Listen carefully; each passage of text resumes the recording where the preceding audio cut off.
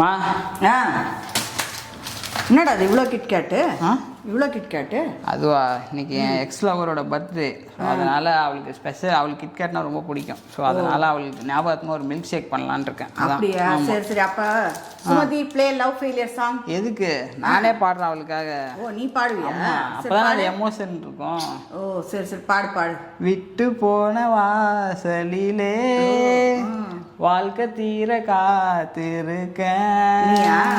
விட்டு போன வாசல் நீ காத்திருப்ப.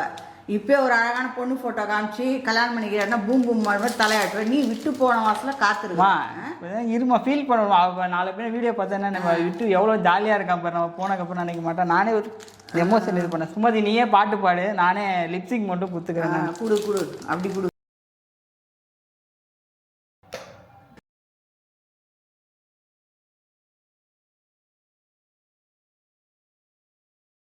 இந்தாம்மா.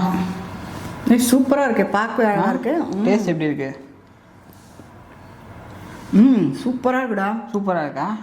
இதை நீ பண்ணி கொடுத்தினா போன திரும்பி வந்துடுவாடா. அவளுக்கு நீ இது பண்ணி சூப்பராக இருக்கியாம்மா? அவள் புருஷன் ஒத்துப்பானாமா?